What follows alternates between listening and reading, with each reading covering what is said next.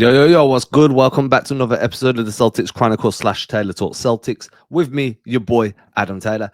Jrue Holiday has been traded. I woke up at 5 a.m. The news had broke about 15, 20 minutes earlier. I was hitting people up like, yo, want to record? So I'm joined by my boy, Billy Calabrese. What's popping, Billy? What's And up? I'm joined by a good friend of mine in the YouTubing space that's blowing up, man, just crushing it for two different teams.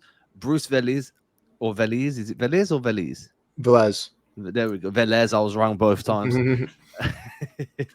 Guys, I just want to drive straight in. Jrue Holiday trade, Boston get back Anfernee Simons and 2 future seconds. Where are you standing on it right now? I know you guys are having a chat while I was setting everything up in the background. So where's everybody's thoughts at? Start it off, Bruce.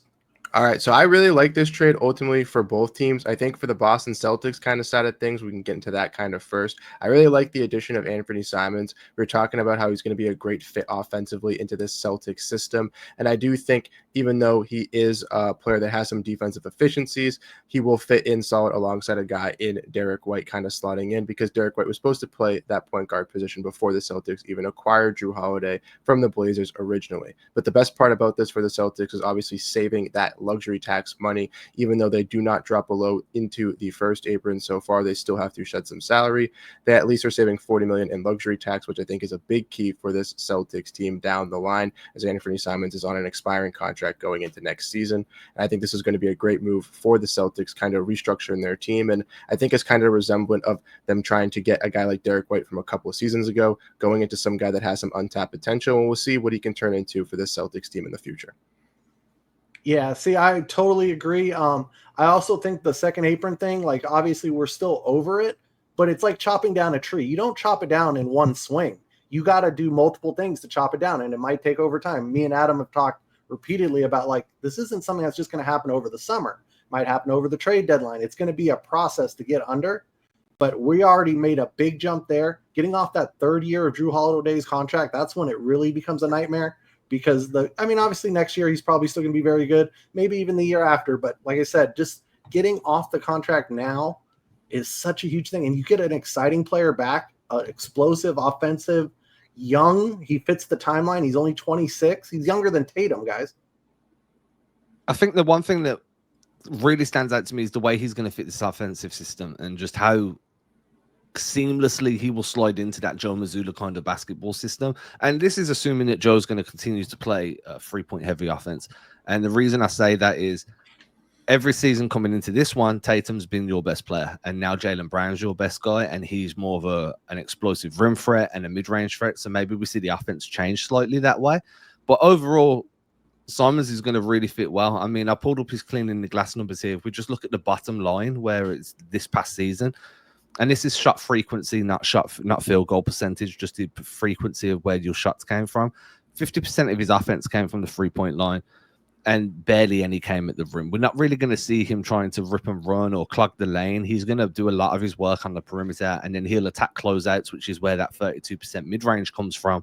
So he really fits what the Celtics try and do in terms of just offensive production and the way that they generate offense coming off screens and then pulling up or playing off ball and curling over pin downs, whatever. He also gives you a little bit additional playmaking. Now, the drop-off comes on the defensive end, right? And I think that, and I said this in a group chat earlier, the Celtics have enough size and length that you can hide one bad defender at a time pretty comfortably. Now, I don't expect Joe to do that. Joe's definitely you're going to figure this shit out. If somebody hunts you, you better learn how to defend ISO. But overall, I think he's a good fit in terms of the way they play offense and in terms of age, as Billy pointed out. Now, the biggest question I have, obviously, I've been awake less than an hour, so I'm still trying to wake up at the same time. If you see me sipping on a cup, it's coffee. One of the questions I do have is 1-year deal is expiring. That's valuable in terms of rerouting Simons in a trade. It's also valuable in terms of the Celtics can now let his contract play out a little bit and decide whether they want to pay him. But for a team that's trying to duck under the second apron, and Simons could potentially put himself in a position to get a bit of a pay rise, how do you feel about the potential for him to get flipped or for the Celtics to re-sign him? And then what especially you, Billy, because you're the cap guy, what kind of impact does that have? Are you just ducking under to avoid the repeat attacks this year to then just go straight back into the second apron next year? Is that how it's going to be? I think you're doing it to compete in 2027 when Tatum's 100%. Now, I I don't know if they're really thinking that the East is open enough next year to go for it next year. I kind of see the argument both ways on that, but I think to have the best team possible for 2027, you do want to duck under it by the end of 2026. But the question is he going to be a part of that? Do you want to extend him now while his values might be at the lowest and get him on a nice, longer team-friendly contract? That also might make him more tradable in the long run. Or do you want to just let him prove it?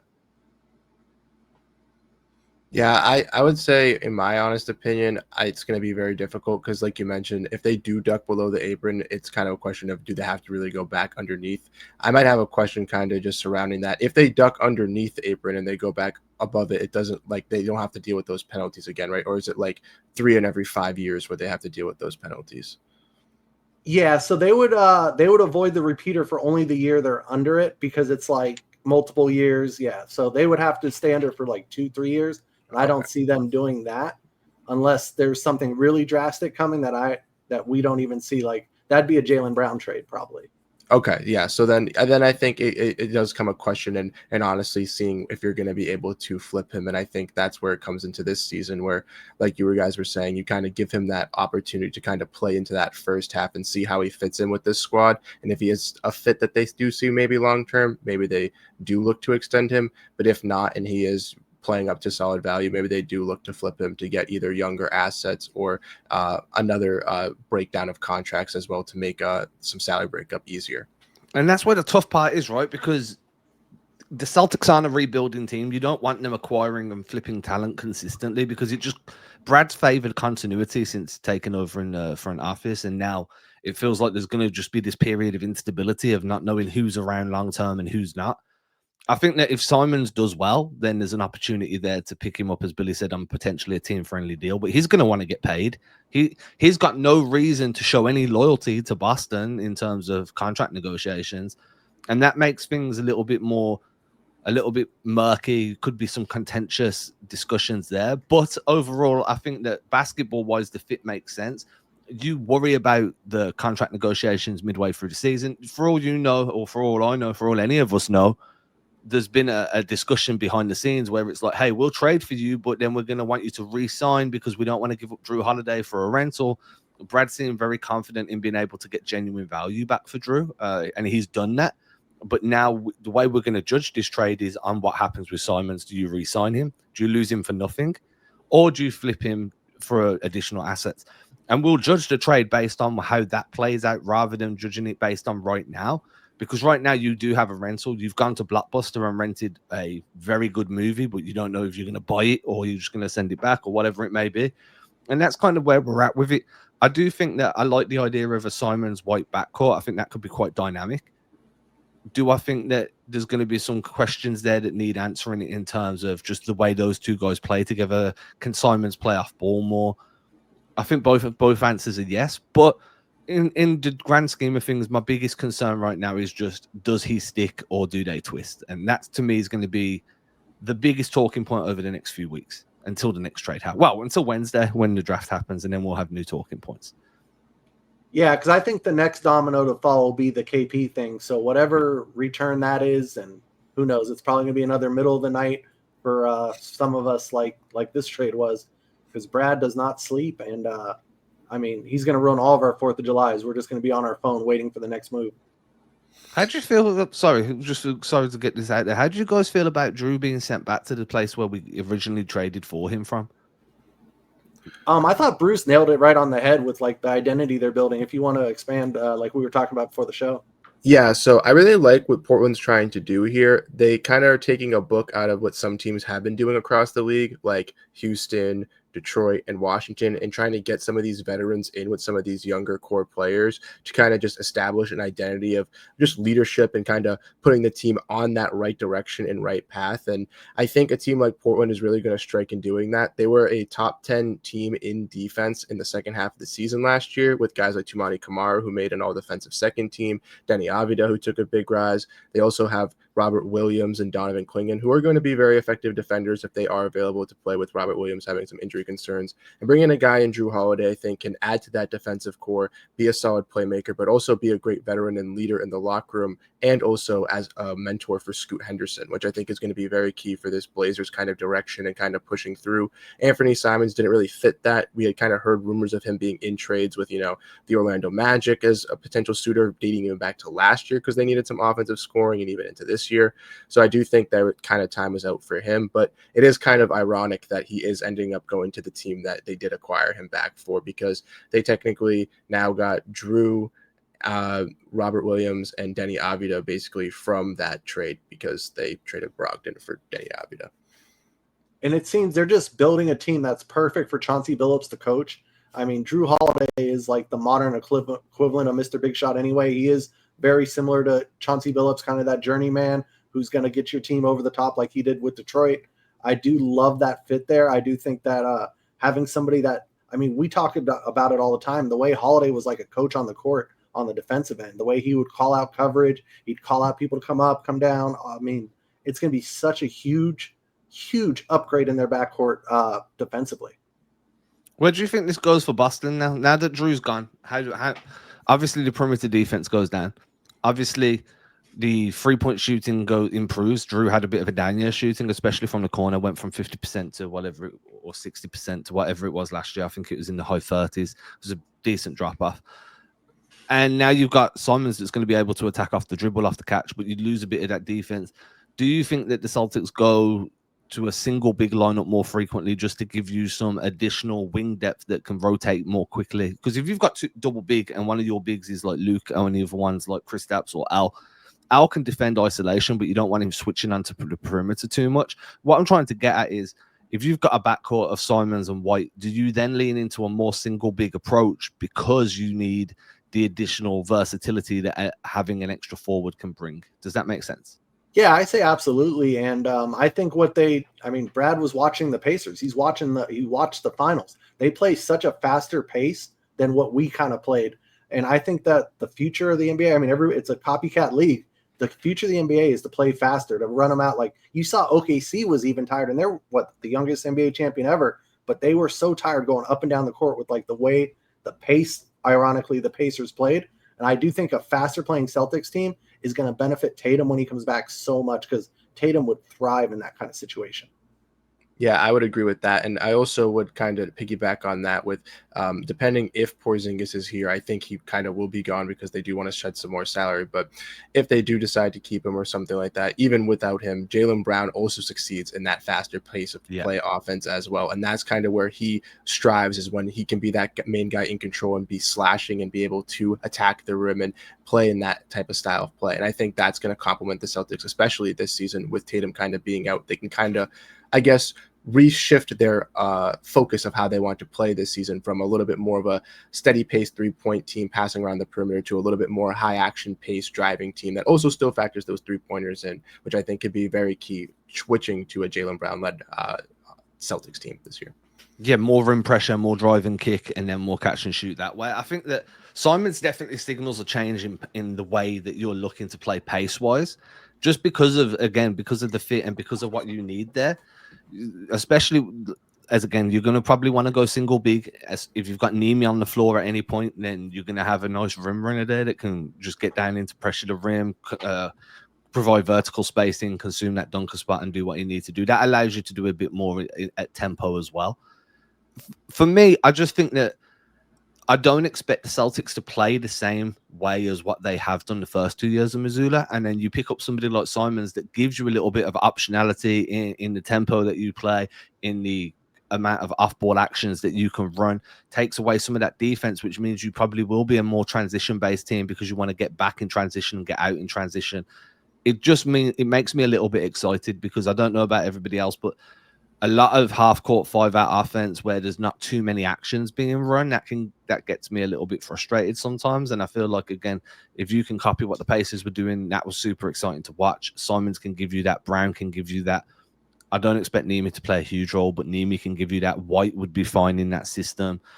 I think Baylor Shimon's passing could actually shine in that type of offense as well. So it does give you a little bit of food for thought and a little bit of optimism about how things could look come October.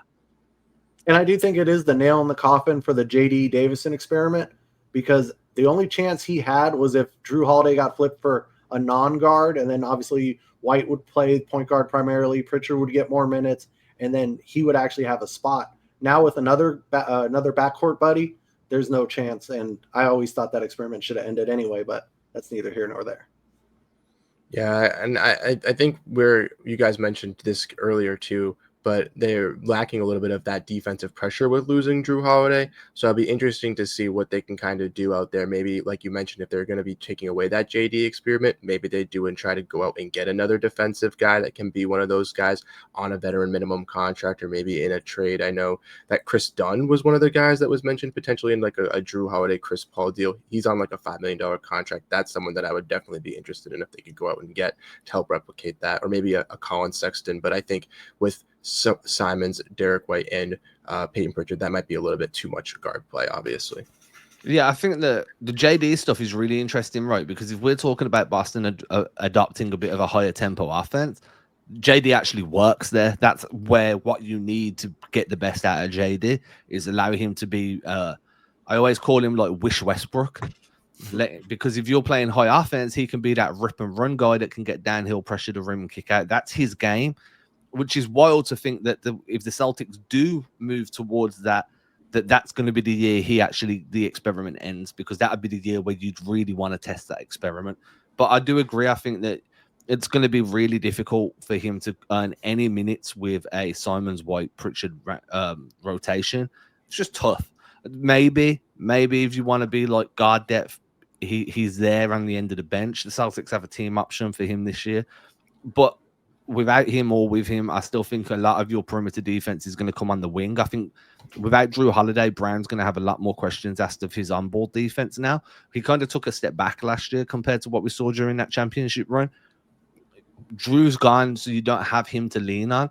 Brown is going to be called upon a bunch because he's now the best perimeter defender on that team. He's also going to need to show some improvements off ball. Now, obviously, you're never really great at both unless you're an elite defender, and Brown's always struggled off ball, being fantastic on ball. So it's going to be interesting to see what happens now. He's the primary point of attack guy, and what that means for the way he approaches offense. Now, when everybody talks about Tatum, we forget that he also plays great help. That his primary defensive system is he's a help defender. He rotates well. If he gets switched on to guys, he holds his own. But then he goes and does it on offense too. And now Brown's going to need to adapt his own cardio system to be able to do the same, because he's going to be a high usage perimeter defender and the lead guy on offense. So it's going to be interesting just to see how Jrue's absence kind of impacts Jalen, and how much that pushes him to the forefront of everything Boston are going to do next season. Well, it's such a huge trade for Jalen, because it was going to be rough with him having being the primary focus of every team's defense. And now at least there's another 20-point scorer next to him to take some of that pressure off. Because if it's Jrue Holiday next to him, teams aren't really worried about Jrue Holiday. If he beats you, he beats you. But Simons, I mean, he is lightning in a bottle, man. That guy is a bucket getter. Yeah, I really like that point, Billy. I think having another 20-point score alongside him, even with Derek White, Peyton Pritchard as well being off the bench here, that's just going to help the Celtics as well, specifically if they do have to shed more salary and lose guys like Porzingis or even Sam Hauser down the line. They still need these impactful offensive players to still be in the lineup to compensate with Jaylen Brown to keep this team afloat with Jason Tatum being out. So I think adding a guy like Anfernee Simons is definitely going to be key for this team. And I really like this move for the Celtics here. I think they got a great player that's going to be fitting a great timeline for them for this kind of bridge season that they still want to stay competitive. I like Simons. I think that we're also getting some additional playmaking, and I think that's one aspect that we've kind of glossed over, but we haven't really touched on too heavy, and we don't need to spend long on it. But it is an important aspect there. Now, Jrue gave you some playmaking, especially what I liked about Jrue was he could give it you in the short roll. He could give it you out of the dunker spot. He could give it you come and play and pick and roll. He had so many different areas that he could attack you and really thrive from, especially as a playmaker, that it's going to be hard to replicate that. But I think that as you mentioned, Simons brings a bunch of gravity, off ball, on ball, especially on the perimeter. It's going to open things up, and he's proven he can make good reads. So when teams do close out hard and he blows by you, he's not going to consistently call his own number. He will be able to find guys one pass away, two pass away, especially when the defense rotates over, sinks in, and spaces open up elsewhere on the floor. You can tell I've only been awake an hour. My biggest thing is just, I mean, who would have thought of this deal? Like, the Celtics are they're a vault, man. They don't leak. Nobody had Simons on their whiteboards, like this even being a possibility. Like, I was having like dreams, like of being like, I wanted like a Garland type, and obviously he's hurt now. He's out for like 6 months and all that. I mean, Simons is kind of like a diet Garland. I mean, without the injury problems, and like I said, he's still only 26. We don't know what he's going to be. Yeah, and when they had Damian Lillard out for those seasons when he was in Portland, Simons, when he was younger, I know, like, drew a lot of attention because he was that shining spark there, and he obviously never really panned out to be a number one option or a guy that you could really build around, but he was very solid on the offensive side of the ball when he was that by himself. So I think kind of translating that and adding that to a team alongside players like Jaylen Brown, Derek White, and that type of thing makes sense for the Celtics as well, to really just once again, just get invested in and really buy into this new core that they got to kind of push with this setting the salary as well.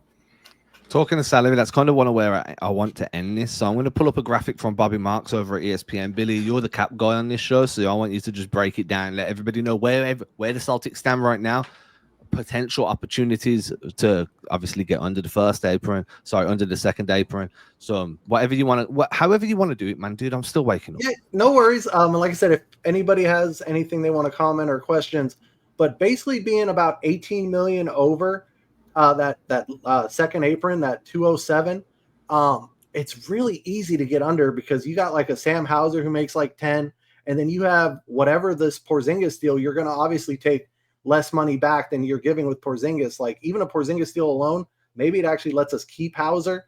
I would want to get under it as far as possible because I really want to focus on re-signing Luke. And I don't know if that Gafford contract might have gave Luke's agent any ideas. Like, if Gafford's worth 60 mil, is Luke a $30 million player? Is he a $40 million player? I don't know. But I would be very curious, the Luke Cornett market right now. So I want to get under that second apron as far as possible. With that, I want to say thank you to everyone that's tuned in. I want to say thank you to our guy, Bruce. If you're watching and you've enjoyed what Bruce has to say, because I usually do, head over to Celtics Digest on YouTube. Bruce is doing a bunch of good shit there. He's also running Suns Digest as well. Two-team coverage is never easy, so hats off to you, man. As usual, if you're still watching, make sure you subscribe to the Celtics Chronicle newsletter. If you're watching on YouTube, the link will be in the description. If you're watching on Twitter, it's CelticsChronicle.com. Same if you're watching on Instagram. Show me some love over there. I'll have some more longer thoughts on the Jrue trade once the coffee's kicked in and my brain's working at a better capacity than it is now. Guys, appreciate y'all. I know it's late for you, both of you. I know that both of you kind of done this last minute, so I do appreciate everybody who's involved in this jumping on. Again, thank you very much. Salute Jrue Holiday, man. Yeah, peace out, Jrue. He was a good Celtic, man. He did his job. 100%. I'm going to miss him too. Best of luck for Jrue Holiday on the Blazers. Think he's going to be absolutely fantastic with that defense. And thank you for having me on, Adam. Really appreciate it. Always, man. Always welcome. I'm going to miss Jrue too. It's going to make me sad, but I'm really excited for what Simons could do. I'm really excited for the way this team could play next season. With that, deuces, everybody. Catch you soon. Peace.